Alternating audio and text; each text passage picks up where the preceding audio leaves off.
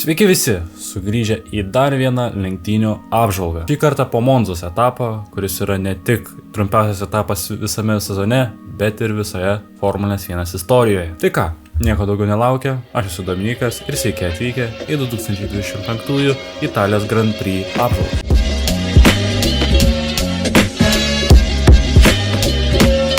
Taigi, pradėkime nuo pat starto. Nico Hülkenbergas po savo didingo Didžiosios Britanijos Grand Prix pasirodymo dabar išgyvena šiokią tokią duobę ir Italijos Grand Prix lenktynių net nepradėjo. Jam beatliekant savo susiformavimo ratą, lenktynių inžinierius pasakė, kad viskas, tavo lenktynės yra baigtos, grįžk į boksą. Kodėl? Hülkenbergo bolidas susidūrė su hidraulikos problemom, kurios buvo pakankamai didelės, jog neleistų Hulkui tęsti toliau lenktynių. Na ir apmaudu matyti tokį vaizdelį, nežinant tai, kad jis kvalifikavosi 12 ir kad Sauber tempas yra kur kas didesnis lenktynėse negu kvalifikacijoje, ir žinant tai, jog Hülkenbergas šis mėgsta išsitraukti tuos didelių pakilimų pasirodymus, tikrai nėra smagu. Ir Sauber turi išspręsti šias problemas iki Baku etapo. Toliau prieiname prie starto. Maxas Verstappenas startavo nuostabiai, uždengė Norrisą tiesiojoje ir išlaikė pirmąją poziciją. Kol kas. Šioje situacijoje aš tikrai nemanau, jog Maxas padarė kažką ne pagal taisyklės. Taip, Lando atsidūrė tam žolės ruože, bet ten buvo Lando pačio klaida, jog jis laikėsi tos pozicijos. Maxas pasirinko natūralų racing line ir su tuo viskas yra gerai. Po to Norrisas įspraudė savo automobilį į pirmąjį posūkį taip, jog Maxui nebeliko vietos įsukti ir jam beliko arba kirsti posūkį, arba atsitraukti, ko mes žinome, jog Maxas tikrai nedarys. Porai ratų prabėgus, paprašytas lenktynių inžinieriaus, Maxas Verstappenas atidavė savo poziciją Lando Norrisui, o po to ją gražiai vėl susigrąžino. Šalia jų taip pat vyko kova tarp Piastri ir Leclerco. Leclercas kovingai pasirodė pačioje lenktynių pradžioje ir tai man labai patiko. Na, natūralu, jog neturėdamas po savim kompetitingo bolido, tu su tokio lygio McLarenais kitaip ir nepakovosi. Todėl jam teko iš visų jėgų draskytis lenktynių pradžioje, kad tą podiumo viltį bent kažkiek palaikytų. Na, aišku, jam nepasisekė. Na, kaip ir toliau pamatėme šiose lenktynėse, viskas išsprendė pirmuose 5 ratuose. Todėl Leclercui pralaimėjus poziciją Oskarui, jis toliau išliko toje 4 pozicijoje iki pat galo. Įspūdingesnį startą turėjo Leclerco komandos draugas Lewisas Hamiltonas, kuris per porą ratų praktiškai sugrįžo ten, kur ir kvalifikavosi. Vienintelė bėda buvo bolidas. Aš tikrai maniau, jog Ferrariams pavyks kažką įsitraukti Monzoje. Jiems visados pavyksta, kad ir koks nusisekęs sezonas būna. Pernai Leclercas iš 4 pozicijos magiškai laimėjo lenktynes. 2023-aisiais matėme Sainzo pole poziciją ir podiumas, kur Red Bull tiesiog dominavo. 2022-aisiais Leclerco 2 pozicija. Na ir 2021-aisiais dėja podiumo nebuvo, bet 4 Leclerco pozicija. Šioks toks nusivylimas, bet ką, jau pripratom šiame sezone. Nors Ferrari sėkmė nesugrįžo Monzoje, bet žinot, kas sugrįžo? Esteban Ocon has got a 10-second time penalty. Road, and that's a 5-second penalty for Esteban Ocon. Taip, senas geras Okonas. Šį kartą jis susikirto su kitu mano labai mėgstamu veikėju Lensu Strollu ir gavo 5 sekundžių baudą už vietos nepalikimą. Niekada nesikeisk, mūsų mylimas Esti Besti. Antras lenktynės Italijoje ir antra nesėkmė Kimi Antonelli. Kol kas tėvynės žemėse jam baisiai nesiseka. Nors ir kvalifikavosi gerai, bet lenktynėse starte praleistos 4 pozicijos, tada ilgai vilkosi prie Tsunodos, kol galiausiai aplenkė. Ir tik 9 vieta nusileista Bortoleto ir Albonui, kuriam taip pat nusileido ir vietą vairuotojų čempionate, plus dar gavo 5 sekundžių baudą už chuliganišką vairavimą. Bičiukas neseniai teisės laikė, o dabar jau gauna baudas už administracinius pažeidimus. Nu kam nebūna. Grįžtant prie Verstappeno, ką aš pastebėjau, bežiūrėdama šias lenktynes, tai Red Bull tempas greitose trasose. Siurprizas ar ne, jie yra labai konkurencingi tokio tipo trasose. Jie tai turi omeny Verstappenas.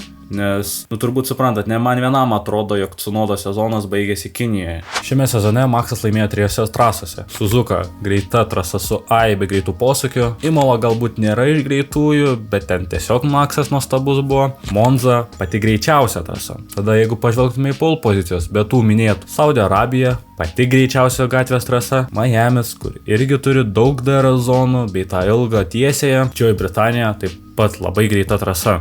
Maxas tikrai moka ištraukti tą performansą, kai bent kažkiek tame bolide jo yra. Ir būtent tokio tipo trasose Red Bull bolidas atrodo gan puikiai. Toliau sekant lenktynių eigą, Leno turėjo sąlytis žvyrų, daug lenktynininkų nėrė į boksus, bei Albonas aplenkė Sainzą. Čia norėčiau sustoti ir pagirti. Wow, koks nuostabus buvo Alexanderis Albonas. Savo spėjimuose kuriuos aš pasidalinau savo Instagrame, būtinai pasiekit. Alboną dėjau kaip savaitgalio pažymą. Atrodė, jog po kvalifikacijos situacija yra kiek kebloka, visgi lenktynėse viskas susiklostė puikiai. Sutvarkyta su strategija, vidutinės nors ir buvo nepralaužiamos, kietos buvo tuo labiau nepralaužiamos, tai puikus padangų pasirinkimas ir išbuvęs trasoje su tomis padangomis galybė ratų, Albonas iš 14 pozicijos baigė 7. Įspūdinga, ką jis sugeba šiame sezone ir įspūdinga, ką Williams bolidas sugeba šiame sezone. Jau atrodo, kad po tos duobės vasarą Williams sugrįžta į tą savo formą. Na, o kalbant apie Sainzą, jis taip pat atrodė pakankamai neprastai viso savaitgalio metu. Treniruotėse atrodė tikrai puikiai, kvalifikacija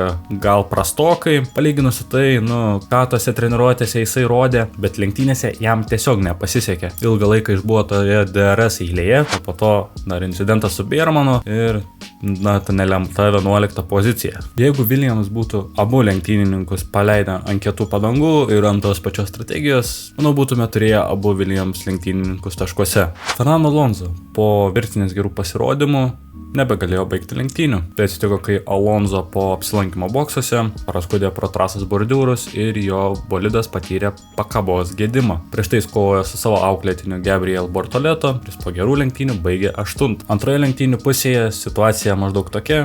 Leclerc'as neria į boksus ir komfortabiliai palieka Russellą užnugaryje. Verstappenas išlaiko lyderystę, kol galiausiai pats neria į boksus. Na, o šitoje situacijoje McLaren pasiliko išlikti kuo ilgiau ir laukti saugos automobilio. Norrisas pirmauja, o už jo kiek toliau Oskaras. Na ir ką, priėjome prie vakaro deserto. Visų pirma, aš nesupratau, kodėl McLaren štabas derasi dėl stopo laiko su Norrisu. Kas čia per dalykas? Aš suprantu, kai būna tokia situacija, kada lenktynininkas jaučia, jog dabar galbūt nelaikas daryti sustojimo, aš dar turiu smarijos padangose ir galiu toliau varyti, arba situacija, kur stojam dabar, nes po to prarasim daug laiko ir bus dar blogiau. Šitokia situacijos, kur lenktynininkas pats padaro savo pasirinkimą, kada jam geriau sustoti, aš puikiai suprantu, nes jų kiekvienose lenktynėse yra apstu. Visgi tartis su vienu iš lenktynininkų, kada sustos kitas, šiuo atveju Lando, kada sustos Oskaras, ta prasme, ką? Ar aš čia vienas jaučiu iš McLaren pusės palankumo Lando Norrisui, o jūs McLaren žinot, kas yra vairuotojų čempionato lyderis? Ir ta prasme, ir kur dingo jūsų numeris 1 lenktynininkai? Gerai, tarkim, Oskaras pėtina anksčiau, kad uždengtų Leclerco grėsmę, nors tikrai ten nebuvo realu. Ir tai sako Ferrari gerbėjas, tarkim, tai buvo. Bet kas vyko toliau, chebra, man galva neišneša. Eik tu naktį, blė. Kurva, aš nesuprantu, blė. Eik tu naktį, blė. Po Oskaro sezoninio sustojimo, taip, McLaren padarė patį greičiausią sezono sustojimo, kas sveikintina, bet kas nelabai sveikintina, kad Lando sustojimas buvo tiesiog tragiškas, kas leido Oskarui Piastri aplenkti Lando Norriso lenktynėse ir vairuotojų čempionato kontekste įgyti 3 papildomų taškų pranašumą. Ir dabar kaip galvoja, kaip pasielgė McLaren? Taigi aišku, visiškai teisingai, jie apkeitė jos vietom. Ir dėl to, kad Lando turėjo prastą sustojimą? Ką? Kur logika tame? Man kažkas galit paaiškinti. Gerai, visų pirma, kodėl?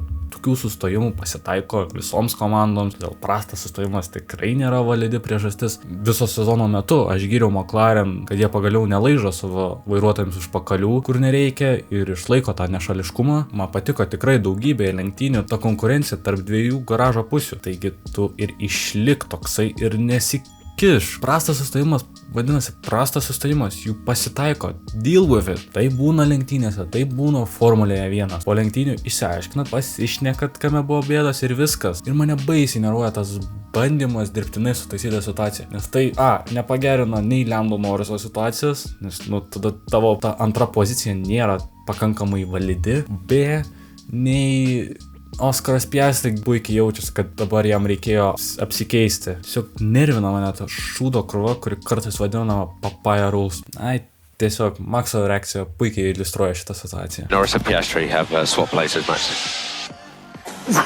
Just because he had a slow start? Taigi, Maxas Verstappenas galingai laimi Italijos Grand Prix lenktynes, superinis Maxas, superinė pergalė, bei 2 iš 2 šių metų Italijos lenktynėse. Su metais jis labiau ir labiau myli Maxą, ir negali nesigrožėti, matydamas gyvą Formulės 1 legendą savo pike. O dabar tie 3 likusieji, kurie dar vis žiūri šitą video. Perinam prie spėjimo. Dabartinis mano ir dirbtinio intelekto rezultatas yra 14-12 mano naudai. Tie visi spėjimai buvo Instagrame, tai būtinai pasiekite ten, aš keliu dar papildomo turinio. Ir manau, jeigu esate Formulės 1 gerbėjas, tikrai manau, kad pravartu pasiekti turbūt vieną iš kelių Formulės 1 puslapių lietuviškai. Taigi pole pozicija pagal mane buvo Oskaras Piastri, buvo trečias, tai pakankamai arti. Dirbtinis intelektas pasirinko Lando Norrisą, na irgi ne. Kas buvo Max Verstappenas, tas puikus ratas, greičiausias ratas Formulės 1 istorijoje. Nugalėtojas buvo Oskaras Piastri pagal mane, tikrai ne. Pagal dirbtinį intelektą Charles Leclerc'as norėjau šitą kad išsipildytų, bet irgi ne. Tikrasis buvo Maxas Verstappenas. Puiki pergalė, nuostabi pergalė, trečia sezono pergalė ir negaliu nei atimti, nei pridurti. Tiesiog pati pergalė kalba už save. Savaitgalio pažyba pagal mane buvo Alexandras Albonas, pagal dirbtinį intelektą buvo Frankas Kolapinto ir aš tikrai manau, jog tai buvo Alexandras Albonas, tikrasis. Čia aš užsidirbu savo tašką, nes kosminis pasirodymas, 7 vieta iš 14, turbūt savaitgalio pažybą taip pat galėtume išskirti Maxą Verstappeną, bet Albonui, žinant šito sezono kontekstą, kad ir žinant tai, kad praėjusiam savaitgalį labai didelį įspūdį padarė Racing Bulls, sugrįžti ir su labai geru rezultatu čia Italijoje, tikrai geras rezultatas ir labai reikalingas rezultatas iš Albono pusės Williams komandai. Savaitgalio komanda pagal mane buvo Williams, pagal dirbtinį intelektą buvo Alpine, tai aš tikrai manau, kad buvo Williams, vienintelė, kuri išsiskyrė kažkiek, pat galbūt dėtum Red Bull, McLaren tikrai nebuvo, ir kitų variantų irgi kažkaip nemačiau. Savaitgalio dugnas pagal mane buvo Charles Leclerc'as, vyliausi, kad mano atvirkštinė psichologija suveiks, tai jie nesuveikė.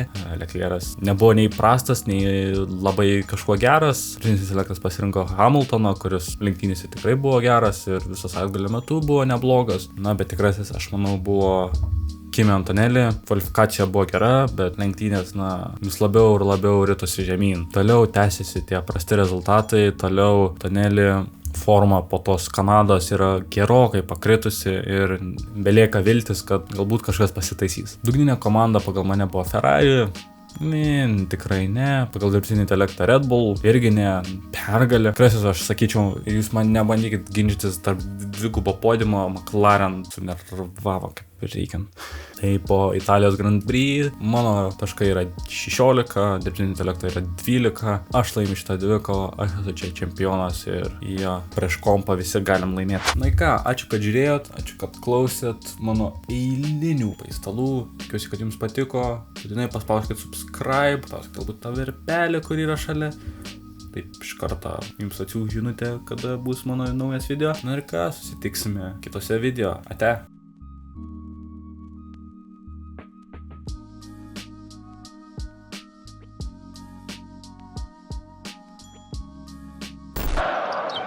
Mes kurva per mišniai, esam.